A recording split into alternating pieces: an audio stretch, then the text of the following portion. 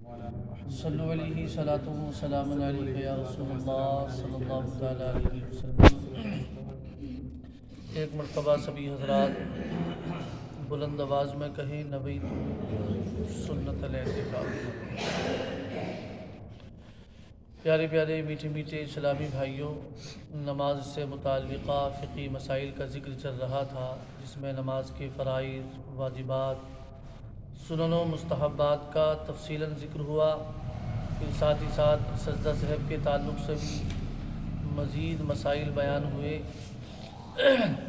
اب مسجد کے احکام سے متعلقہ اور آپ چند مسائل سماعت فرما لیں۔ قرآن مجید میں اللہ تبارک و تعالیٰ کا ارشاد گرامی ہے، انما یعمر مساجد اللہ من آمن باللہ والیوم الآخر واقام الصلاة وآت الزکاة۔ اللہ تبارک و تعالیٰ ارشاد فرماتا ہے کہ اللہ کی مسجدیں وہی آباد کرتے ہیں جو اللہ اور قیامت پر ایمان لائے اور نماز قائم کرتے ہیں اور زکوٰۃ دیتے ہیں اور اللہ کے سوا کسی سے نہیں ڈرتے، تو قریب ہے کہ یہ لوگ ہدایت والوں میں ہیں۔ سبحان اللہ۔ حضرات، ہر شہر میں ایک مسجد جامع بنانا واجب ہے اور ہر محلے میں ایک مسجد بنانے کا حکم ہے۔ حدیث پاک میں میرے آقا فرماتے ہیں، رسول اللہ صلی اللہ علیہ وسلم نے فرمایا، ہر محلے میں مسجد بنائی جائے اور یہ کہ وہ ستھری رکھی جائے، یعنی مسجد بنانے کے بعد اس کی صفائی ستھرائی کا خیال رکھنا، اس کی ضروریات کو پورا کرنا اور اس مسجد کو آباد رکھنا یقیناً یہ مسلمانوں پر لازم اور ضروری ہے اور یہ ایمان والوں کی علامت بھی ہے۔ مسجد بنانے میں جو مال خرچ ہوتا ہے وہ گارے پتھر میں صرف نہیں ہوتا، بلکہ رب اکبر کی رضا میں صرف ہوتا ہے۔ میرے آقا صلی اللہ علیہ وآلہ وسلم ارشاد فرماتے ہیں، جو اللہ کے لیے مسجد بنائے، اللہ اس کے لیے جنت میں موتیوں اور یاقوت کا گھر بناتا ہے۔ سبحان اللہ۔ اس قدر فضیلت ہے اللہ کے گھر کو بنانے کی کہ جو اللہ کا گھر بنائے وہ یہ تصور نہ کرے کہ اس کا پیسہ گارے اور پتھر میں صرف ہوا، بلکہ جو اللہ کے گھر میں پیسہ خرچ کرتا ہے وہ اللہ کی رضا اور خوشنودی کے لیے خرچ کرتا ہے، اللہ تبارک و تعالیٰ اس کے لیے جنت میں موتیوں اور یاقوت کا گھر بناتا ہے۔ سب مسجدوں سے افضل مسجد حرام شریف یعنی مکہ معظمہ، پھر مسجد نبوی مدینہ منورہ، پھر مسجد اقدس یعنی بیت المقدس، پھر مسجد قباء مدینہ طیبہ، پھر اور جامع مسجدیں، پھر مسجد محلہ، پھر مسجد شارع۔ مسجد نبوی شریف مدینہ طیبہ کی زمین میں مشرکین کا قبرستان تھا۔ حضور اقدس صلی اللہ علیہ وآلہ وسلم نے ان مشرکین کی قبریں کھدوا کر ان کی ہڈیوں وغیرہ کی نجاستوں سے صاف فرما کر اسے مسجد فرمایا، یعنی جس جگہ مسجد نبوی شریف ہے یہ مشرکین تھے، جو کافی لوگ تھے، یہ ان کا قبرستان تھا۔ میرے آقا نے ان سب کی ہڈیوں کو ان کی قبروں سے نکال کر اور وہاں مسجد بنوائی۔ مسجد کے متعلق چند احادیث کریمہ بخاری و مسلم، ابو داود، ترمذی، ابن ماجہ، حضرت ابو ہریرہ رضی اللہ تعالیٰ عنہ سے راوی کہ پیارے آقا رحمت عالم صلی اللہ علیہ وآلہ وسلم ارشاد فرماتے ہیں، مرد کی نماز مسجد میں جماعت کے ساتھ پڑھنا گھر میں اور بازار میں پڑھنے سے 25 درجے زائد ہے۔ یعنی ایک آدمی وہ ہے جو تنہا گھر پر نماز پڑھتا ہے اور ایک وہ جو مسجد آ کر جماعت کے ساتھ نماز پڑھتا ہے، تو ان دونوں کی نمازوں میں میرے آقا فرماتے ہیں کہ جس نے مسجد میں آ کر جماعت کے ساتھ نماز ادا کی، اللہ تبارک و تعالیٰ اس کو 25 درجے زیادہ ثواب عطا فرماتا ہے۔ ابو داود، ابن حبان، حضرت ابو امامہ رضی اللہ تعالیٰ عنہ سے راوی کے پیارے آقا صلی اللہ علیہ وآلہ وسلم ارشاد فرماتے ہیں، 3 شخص اللہ عز و جل کی ذمہ میں ہیں، اگر زندہ رہیں تو اللہ روزی دے، کفایت کرے، اور مر جائیں تو جنت میں داخل کرے۔ وہ کون شخص ہیں؟ نمبر 1، جو شخص گھر میں داخل ہوا اور گھر والوں کو سلام کرے وہ اللہ کی زبان میں ہے۔ سبحان اللہ۔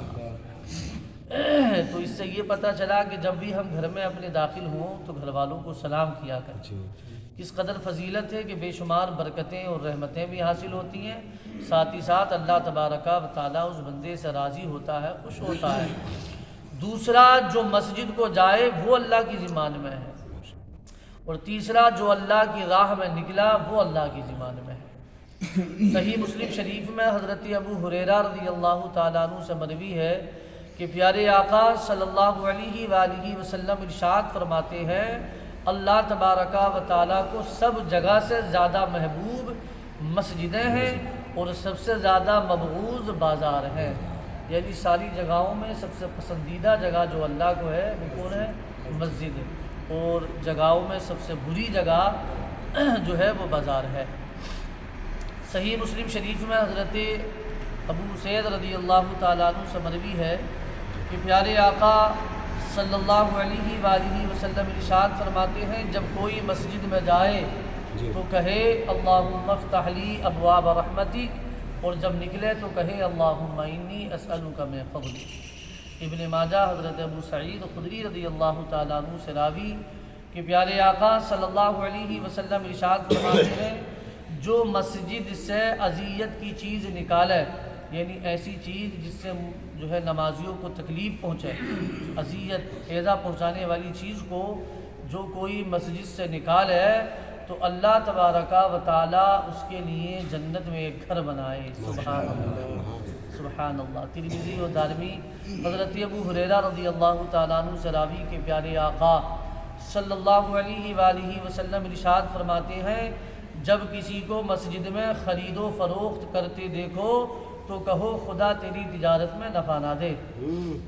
یعنی اگر کسی آدمی کو یہ دیکھو کہ وہ مسجد کے اندر بیٹھ کر اپنی چیزوں کو فروخت کر رہا ہے یا کسی چیز کو خرید رہا ہے یا بیع و شراء کر رہا ہے، لین دین کا معاملہ کر رہا ہے، تو کس قدر اس کے لیے وعید ہے کہ سارے کے سارے لوگ یہ کہو کہ اللہ تیری تجارت میں تجھے نفع نہ دے۔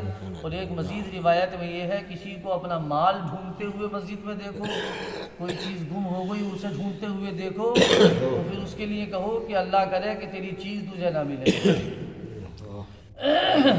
تو ذرا غور فرمائیں، وہ حضرات جو مسجد میں بیٹھ کر دنیاوی باتوں میں مشغول رہتے ہیں، اس لیے سخت ناجائز اور حرام ہے مسجد میں بیٹھ کر اللہ عز و جل کے گھر میں دنیاوی باتیں کرنا، بلکہ مساجد میں صرف اور صرف اللہ کا ذکر کیا جائے، ذکر و اذکار میں مشغول رہا جائے، درود پاک پڑھا جائے۔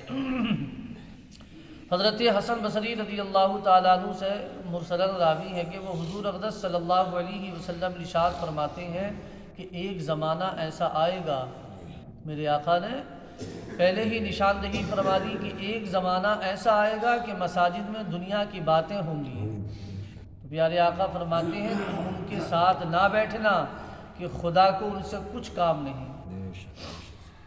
مسجد کے ادب و احترام کے متعلق ضروری مسائل اور سماعت فرما لیں کہ مسجد محلہ میں نماز پڑھنا، اگرچہ جماعت قلیل ہو، جامع مسجد میں نماز پڑھنے سے افضل ہے اگرچہ وہاں بڑی جماعت ہو۔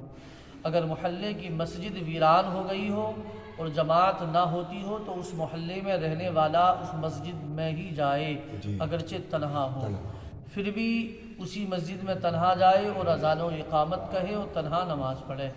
اس مسجد میں تنہا نماز پڑھنا مسجد جامع کی جماعت سے افضل ہے۔ علماء اس تنہا نماز پڑھنے کو دوسری مسجد میں باجماعت نماز پڑھنے سے افضل فرماتے ہیں۔ مسجد کی چھت پر بلا ضرورت چڑھنا مکروہ ہے۔ گرمی کی وجہ سے مسجد کی چھت پر نماز پڑھنا مکروہ ہے کہ مسجد کی بے ادبی ہے۔